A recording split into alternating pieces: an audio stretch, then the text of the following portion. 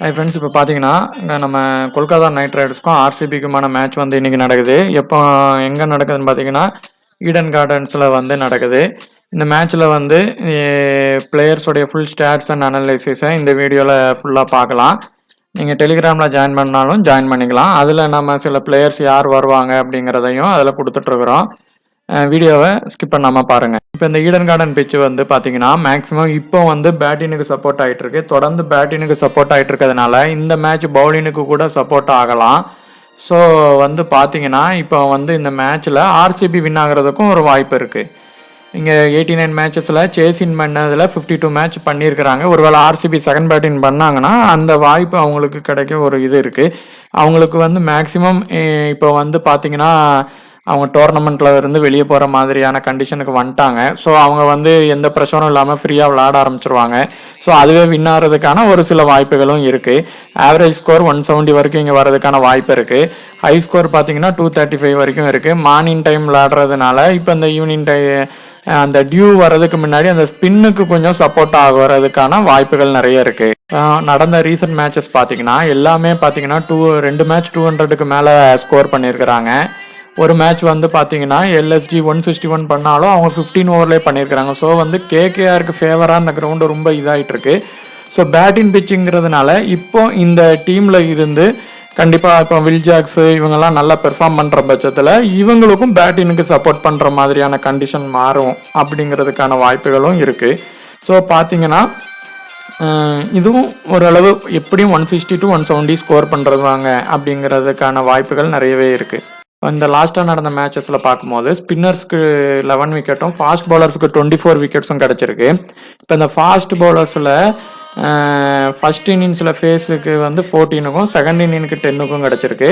ஸ்பின்னரில் பார்த்தீங்கன்னா நார்மலாக ஈக்குவலாக தான் கிடச்சிருக்கு. சப்போஸ் இப்போ மார்னிங் டைம் பண்ணுறதுனால இந்த நல்ல ஒரு ஸ்பின்னர் வந்து செகண்ட் இன்னிங்ஸில் விக்கெட் எடுக்க வாய்ப்புகள் இருக்குது. ஆர்சிபியோட பாசிபிள் பிளேயிங் 11 கண்டிப்பாக மாற்றுவாங்க. ரிஸ்க் எடுத்து நிறைய பிளேயர்ஸை உள்ளே கொண்டும் வருவாங்க. ஏன்னா அவங்க வந்து மேக்ஸிமம் டோர்னமெண்ட்டை விட்டு வெளியே போகிற கண்டிஷனில் இருக்கிறதுனால அவங்க அப்படி பண்ணுவாங்க. Virat Kohli, Faf, Patidar, Will Jacks, Lomror, சாகன், தினேஷ் கார்த்திக், கரண் சர்மாவை கூட கொண்டு வருவாங்க. ஸ்பின்னுக்கு சப்போர்ட் பண்ணுற பட்சத்தில் ஃபெர்கசன், டோப்லே, முகமது சிராஜும் கொண்டு வர ஆரம்பிச்சிருவாங்க. ஏன்னா இனி இவங்க டீம் வந்து பார்த்தீங்கன்னா வேர்ல்டு கப் T20க்கு வந்து நம்ம விராட் கோலி மற்ற பிளேயர்ஸ் எல்லாம் தயாராக ஆரம்பிச்சிருவாங்க. ஸோ அவர் வந்து Virat Kohli maximum first batting பிடிக்கிறதுக்கான காரணம் நம்ம இந்தியாவுடைய டாப் ஆர்டர் பேட்டிங் இப்போ பார்த்தீங்கன்னா கம்மியாயிட்டு, அதனால அதை வந்து இன்னும் கொஞ்சம் பவர் ஆக்குறதுக்காக நம்ம விராட் கோலி வந்து மேக்ஸிமம் வேர்ல்டு கப்லையும் ஃபர்ஸ்ட் பிடிக்க போறாரு அப்படிங்கிற மாதிரியான நியூஸ் வெளியே வந்திருக்கு.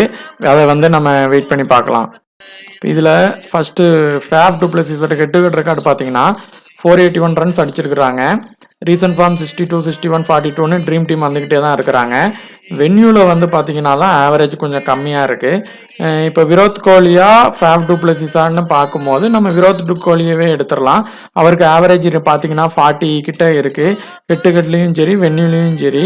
அதே மாதிரி பார்த்தீங்கன்னா விராட் கோலி வந்து இப்போ இந்த மேட்ச்சில் ஹை பெர்சன்டேஜ் கேப்டனாகவும் இருக்கிறாங்க. ஸோ இந்த ஸ்மால் லீக்குக்கு 2 பேரை எடுக்கலாம். ஆனால் கிராண்ட் லீக்குக்கு போகும்போது நீங்கள் யாரையாவது ஒருத்தங்களை மிஸ் பண்ணி போனீங்கன்னா உங்களுக்கு அந்த பாயிண்ட்ஸ் கொஞ்சம் லோ ஸ்கோர் இருக்கிறவங்க பண்ணுவாங்க. அப்போ உங்களுக்கு அந்த ரேங்க்கு வந்து கூட வாய்ப்பு இருக்குது. பார்த்தீங்கன்னா வில் ஜாக்ஸு, பட்டிடார் வந்து இந்த கிரவுண்டில் வந்து அதிகமாக வந்து ஒரு ரன் அடிச்சிருக்கிறாங்க. ஸோ அவரை வந்து நம்ம ட்ரை பண்ணி பார்க்கலாம். லோ பெர்சன்டேஜில் இருப்பாங்க. வில் ஜாக்ஸ் வந்து பார்த்தீங்கன்னா அவங்க ஃபஸ்ட்டு பவுல் பண்ணி பேட் பண்ணால் செகண்ட் இன்னிங்ஸில் நல்லா பேட்டிங் பண்ணுவாங்க. ஃபஸ்ட்டு ஒரு வேளை ஓப்பன் பண்ணாங்கன்னா இன்னிங்ஸை ஃபஸ்ட்டு ஓப்பனர் பண்ணாங்கன்னா அது இன்னும் கொஞ்சம் பெர்ஃபார்மன்ஸ் பண்ணவும் வாய்ப்பு இருக்குது. இதில் தினேஷ் கார்த்திக் வந்து நல்ல கன்சிஸ்டிவாக பெர்ஃபார்மன்ஸ் பண்ணிட்டு இருக்கிறாங்க. வென்யூ ஆவரேஜ் 37க்கு மேலே இருக்குது. அதுதான் மெயின். ஸோ இவங்களை வந்து நம்ம உள்ளே கொண்டு போகலாம். அந்த சாகான் வந்து பார்த்தீங்கன்னா கொஞ்சம் ரிஸ்க் பிளேயர் தான். ஸோ அவங்களுக்கு பதிலாக வேறு யாரையாவது கொண்டு வருவாங்க. இல்லை இங்கே இவங்களை லீவ் பண்ணிவிட்டு நம்ம வேறு ஒரு பிளேயரை கூட ரொட்டேஷன் பண்ணி எடுத்துக்கலாம். இப்போ மஹிபல் உம்ரார், விஜயகுமார் இவங்க வந்து பார்த்தீங்கன்னா 1 விக்கெட் 4 விக்கெட்னும் எடுக்கிறாங்க. ஸோ லோ பெர்சன்டேஜில் இருப்பாங்க. நம்மளுக்கு விக்கெட் எடுத்துட்டாங்கன்னா ஒரு பெர்ஃபார்மன்ஸ் பண்ணிடுவாங்க. இப்போ அதே மாதிரி டாப் ஆர்டர் ஃபெயிலியர் ஆகிறாங்கன்னா இவர் விஜயகுமார் வந்து இறக்கி விட்டா இவர் வந்து பேட்டிங்கும் பண்ணுவார். இவர் கிட்டத்தட்ட ஒரு ஆல்ரவுண்டர் தான். ஸோ அது மூலயமாவும் உங்களுக்கு ரன் வர்றதுக்கான வாய்ப்பு இருக்குது. லூம்ரர் வந்து வென்யூ ரெக்கார்டு கம்மியாக தான் இருக்குது. ஒரு மேட்ச் தான் விளையாண்டுருக்காரு. அதை வச்சு நம்ம பண்ண வேண்டாம். ஸோ ஆனால் பார்த்தீங்கன்னா அவருடைய ஐபிஎல் கேரியர் ஆவரேஜ் வந்து கம்மியாக தான் இருக்குது. ஸோ ரொட்டேஷன் பண்ணி லாம்ரர் இல்லைன்னா பார்த்தீங்கன்னா சாகானில் யாரையாவது ஒருத்தங்களை வந்து ஆர்சிபி தோக்கிற டீமில் நம்ம வந்து கொண்டு போய் ட்ரை பண்ணி பார்க்கலாம். பார்த்தீங்கன்னா டோப்லே, ஃபெர்கசன், யாஷ் தயால். இந்த மேட்ச்சில் வந்து ஃபெர்கசன் இல்லைன்னா டோப்லே வந்து கண்டிப்பாக நல்ல ஒரு பெர்ஃபார்மன்ஸ் பண்ண ஒரு வாய்ப்பு இருக்குது. ஏன் அப்படின்னா டோப்லேக்கு வந்து பிளேயர்ஸுக்கு இடையே த்ரெட்ஸ் இருக்குது. சால்ட்டுக்கு, அதே மாதிரி ரசலுக்கு, அதே மாதிரி மேபி சுனில் நரேனை விட்டாறதுக்கு ஒரு வாய்ப்பு இருக்குது. இந்த பிச்சுக்கு அது கொஞ்சம் வாய்ப்பு இருக்குது. அப்படி இல்லைன்னா ஃபெர்கசன் கிட்ட அவுட் ஆகிறதுக்கும் வாய்ப்பு இருக்குது. 2 விக்கெட் 4 விக்கெட்டுன்னு எடுத்துருக்குறாங்க. வென்யூலையும் பார்த்தீங்கன்னா கொஞ்சம் கம்மியாக தான் இருந்திருக்கு. ஆனாலும் பார்த்தீங்கன்னா ஓவராலாக ஒரு 39 விக்கெட் எடுத்துருக்குறாங்க. இவங்க இந்த 2 பேரில் ஒருத்தங்க நல்ல பெர்ஃபார்மன்ஸ் பண்ணதுக்கான வாய்ப்புகள் நிறைய இருக்குது.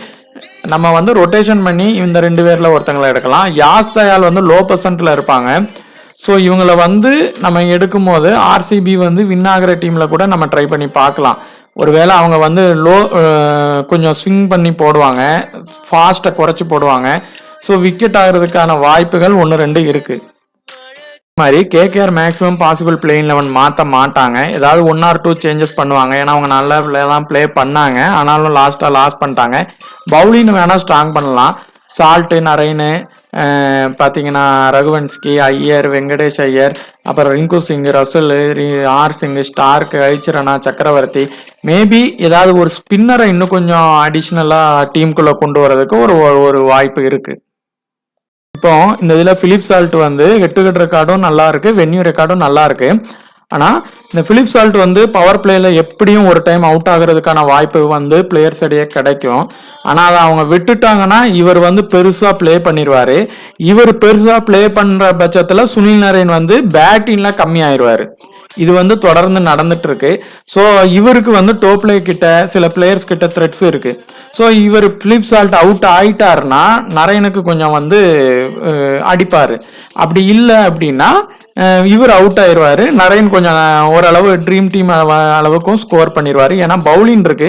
ஸோ அது மூலயமாவும் அவர் ஸ்கோர் பண்ணிடுவாரு. அதே மாதிரி அவர் வென்யூல ஹெட் டு ஹெட் ரெக்கார்ட்லாம் பார்த்தீங்கன்னா 24 விக்கெட் 66 விக்கெட்லாம் எடுத்திருக்கிறாங்க. பிலிப் சால்ட் இந்த வென்யூல வந்து நல்லா பெர்ஃபார்மன்ஸ் பண்ணியிருக்காங்க. நம்ம ரிஸ்கா ஒரு சிவிசி கொடுத்து பார்க்கலாம். அதே மாதிரி இந்த ரகுவன்ஸ்கி வந்து பாலை வந்து நல்ல அவங்க வந்து எந்த ஒரு இதுவும் இல்லாமல் நல்லா அடிக்கிறாங்க. லோ பெர்சன்டேஜில் இருந்தால் கண்டிப்பாக எடுக்கலாம். வென்யூவில் வந்து கொஞ்சம் ஆவரேஜ் கம்மியாக தான் இருக்குது. ஆனால் ஒரு இதில் எடுத்து பார்க்கலாம். ஸ்ரேயாஸ் ஐயர் பார்த்தீங்கன்னா அவங்க வந்து ப்ளே பண்ணாலும் ஒரு 38 34 அந்த மாதிரி தான் அடிக்கிறாங்க. சிவிசி அளவுக்கு அடிக்கலை. ஸோ அவரை டீமில் எடுத்தால் ட்ரீம் டீம் அளவுக்கு வேணால் ட்ரை பண்ணி பார்க்கலாம். ஆனாலும் அவருக்கு வந்து இந்த டோப்லே, ஃபெர்கசன்லாம் கொஞ்சம் குத்தி கொஞ்சம் பவுன்ஸ் பண்ணாங்கன்னா அவர் அவுட் ஆகிறதுக்கான வாய்ப்புகள் இருக்குது. இப்போ வெங்கடேஷ் ஐயர், ரிங்கு சிங்குக்கு வந்து ஃபர்ஸ்ட் பேட்டிங் பண்ணுறப்போ கொஞ்சம் சான்ஸே வரமாட்டேங்குது. ஆனால் அவர் ஃபர்ஸ்ட் இன்னிங்ஸை விட செகண்ட் இன்னிங்ஸும் நல்லா ப்ளே பண்ணுவார், ஃபர்ஸ்ட் இன்னிங்ஸும் பண்ணுவார். ஆனால் இப்போ டாப் ஆர்டர் ஃபெயிலியர் ஆறாங்க அப்படின்னா மட்டும்தான் அவருக்கு வாய்ப்பானது நிறைய கிடைக்குது. இல்லைன்னா ரசூலை இறக்கி விட்டுருதாங்க, அந்த ரகுவன்சியை இறக்கி விட்டுருதாங்க, வெங்கடேஷ் ஐயரை கூட இறக்கி விட்டுருதாங்க. இவரை வந்து இது பண்ணிடுறாங்க. ஆனால் டாப் ஆர்டர் ஃபெயிலியர் ஆனால் மட்டும்தான் இவர் உள்ளே வருவார். அதே மாதிரி செகண்ட் இன்னிங்ஸ்லையும் இவங்க கேகேஆர் அதிகமாக அடித்து விளையாடுறாங்கன்னா இவருக்கு பேட்டிங் வாய்ப்பே கிடைக்காது. ஸோ இவரை ரிஸ்காக சிவிசி தான். பெரிய அளவுக்கு பண்ணுவாரா அப்படிங்கிறது நம்ம டாமினேட் பண்ணால் மட்டும்தான் அது நடக்கும். ஏன்னா பிளேயர் ஆப்பர்ச்சுனிட்டி தான் ஃபர்ஸ்ட் முக்கியம். வெங்கடேஷ் ஐயர் பார்த்தீங்கன்னாலும் ஆவரேஜ் குறைச்சிருக்கு. ஆனால் இவருக்கு நல்லா தான் இருக்கு. இவரை ஒரு லோ பெர்சன்டேஜில் தான் இருப்பார். ஸோ நம்ம கேகேஆர் லாஸ் ஆகிற டீமில் நீங்கள் எடுத்து பாருங்க. இதில் இந்த ரமன்தீப் சிங், ஆண்ட்ரூ ரசல் வந்து இவங்க கூட வந்து ஹெட் டு ஹெட் ரெக்கார்டு வந்து பார்த்தீங்கன்னா ஆவரேஜ் நல்ல 39 வச்சுருக்கிறாங்க. வென்யூவும் பார்த்தீங்கன்னா வச்சுருக்கிறாங்க. ஆண்ட்ரூ ரசல் வந்து இந்த மேட்ச் வருவாங்களா அப்படின்னா 9 கிரெடிட்லேயே அந்த இதில் பார்த்தீங்கன்னா நிறைய பிளேயர்ஸ் இருப்பாங்க. நம்ம எல்லாரையும்லாம் எடுத்துகிட்டு போக முடியாது. நம்ம ஏற்கனவே சொல்லியிருக்கிறோம் எப்படி சிவிசி ஆப்ஷன் வரும், அதை எப்படி மாற்றலாம். லாஸ்ட் மேட்ச்சில் கூட அது வந்து நம்ம சொல்லியிருந்தோம். அதே மாதிரி நீங்கள் பண்ணுங்கள். அவருடைய ஆனால் ஆண்ட்ரூ ரசல் வந்து மேக்ஸிமம் மஸ்ட் பிக் பிளேயர் மாதிரி தான் இருக்கார். அவர் வந்து ஃபர்ஸ்ட் பவுலிங் போடுறாரா அவரை மஸ்ட்டாக எடுத்துக்கோங்க. ரமன்தீப் சிங் வந்து ரிஸ்க் பிக்கு தான். இப்போ இதில் மிச்சல் ஸ்டார்க்கு, ஹர்திஷ் ராணா, வருண் சக்கரவர்த்தி வந்து செகண்ட் இன்னிங்ஸ் இங்கே நல்லா போட வாய்ப்பு இருக்குது. ஃபர்ஸ்ட் இன்னிங்ஸ் வேணால் ஒரு விக்கெட் அந்த மாதிரி எடுக்கலாம். இப்போ ஆர்சிபி லாஸ் ஆகுது அப்படின்னா அவர் அந்த மாதிரி உள்ள வர வாய்ப்பு இருக்குது. ஆனால் அவருடைய பெர்சன்டேஜ் கூடிருச்சு, அதை நோட் பண்ணிக்கோங்க. அதனால கூட அவர் செகண்ட் இன்னிங்ஸுக்கு தான் ப்ராப்பராக செட் ஆவார் பவுலிங்கில். ஹர்திஷ் ராணா வந்து பார்த்தீங்கன்னா ஹர்திஷ் ராணா அரோராவில் வந்து யாராவது ஒருத்தங்க மேக்ஸிமம் உள்ளே வருவாங்க. அரோரா இல்லை அப்படின்னா ராணாவை கூட நீங்கள் எடுங்க. அவர் வென்யூ நல்லா தான் போடுறாரு, நல்லா ஸ்விங் பண்ணி போடுறாரு. ஸோ அப்படி எடுத்துக்கலாம். மிட்செல் ஸ்டார்க்கு இந்த மேட்ச் செட் ஆவாரான்னு பார்த்துட்டு நீங்கள் எடுங்க. ஏன் அப்படின்னா இங்கே வந்து அவர் லெஃப்ட் இதுனா கூட இங்கே விராட் கோலி மற்றபடி வில் ஜாக்ஸ் இவங்கெல்லாம் அவர் பாலில் வந்து வேகமாக அடிக்க கூட ஒரு வாய்ப்பு இருக்குது. ஸோ அவர் லாஸ்ட் மேட்ச் பெர்ஃபார்மன்ஸ் பண்ணலை, ஒரு டெத் ஓவர் போடுவார். இப்போ ஃபர்ஸ்ட் இன்னிங்ஸ் போடுறாரு அப்படின்னா அவர் விக்கெட் எடுக்க வாய்ப்பு இருக்குது.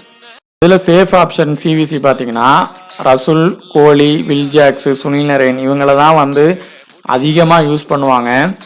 ரிஸ்கியாக பார்த்தீங்கன்னா ஃபேஃபு, தினேஷ் கார்த்திக்கு, ஃபிலிப் சால்ட்டு ஏன் அப்படின்னா அவர் ஃபர்ஸ்ட் இன்னிங்ஸில் அவுட் ஆக பார்ப்பாரு.